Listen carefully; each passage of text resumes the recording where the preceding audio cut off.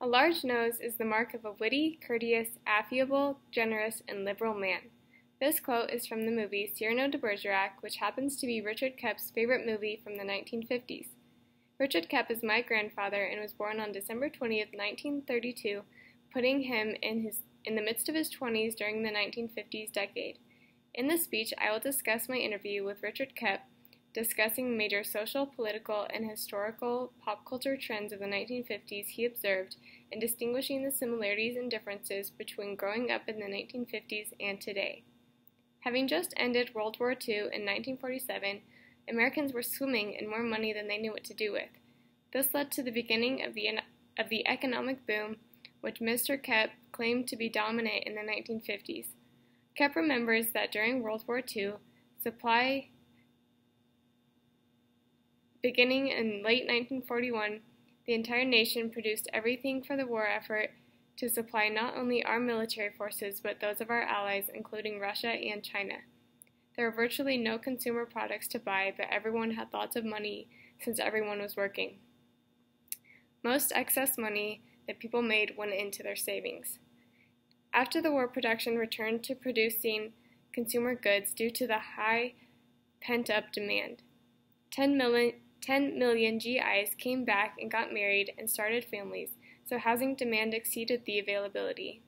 GIs using the GI Bill went to college in big numbers, whereas before the war, almost no one went to college.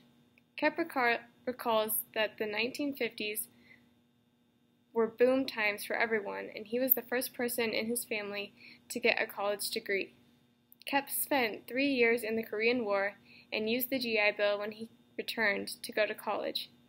During college, he had many part-time jobs, including working on the Ford assembly line. He did not watch much TV since he was very busy in college, but he remembers TVs being in almost every household when he returned from the Korean War. However, they were much different than the high-definition televisions we have today. They were black and white and used antennas instead of modern-day cable. However, all channels were free, and there were only a few networks to choose from: NBC, CBS, and ABC. Each of those big networks showed sitcoms every night after the evening news of 30 minutes. Today, there are hundreds of cable channels, and news is broadcast all day, every day, on several of them. Koepp does believe that acting talent on sitcoms back then were much greater than they are today. He believes this is due to the fact that there are so many more venues for sitcoms today, and that they receive less talent. In the 1950s, major acting talent gravitated to television since everyone was beginning to watch television.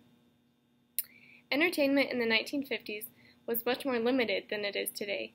Movies, however, were a much bigger deal for weekend dating than they are today. The newly released movies played in very large downtown theaters, so it was a sort of big deal going downtown on Saturday night to see the latest movies, and people sometimes had to wait in lines that were hours long. There were bars, of course, but you had to be 21 just like today.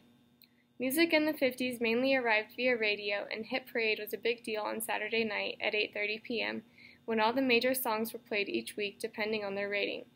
Frank Sinatra became very popular with the Teeny Bobbers in the 1950s. Big bands were also big-time entertainment. When TV came out and there were a lot of talent programs and big band programs.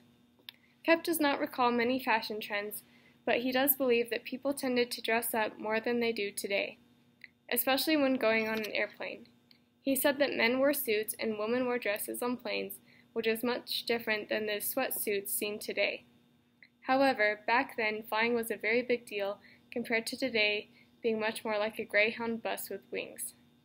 In conclusion, the 1950s were a lot different in terms of wartime labor, entertainment, and fashion trends. People had a lot of money saved up from working during wartime and spent a lot of it on consumer goods after the war. People also rushed home from the war to get married and start families, and this was the beginning of many people starting to get college degrees. Through this interview, I gained great insight into how Americans lived in the 1950s, and I think Cyrano de Bergerac truly got it right when he said, "A great nose may be an index of a great soul." Richard Koepp has a great nose and is one of the greatest souls I know.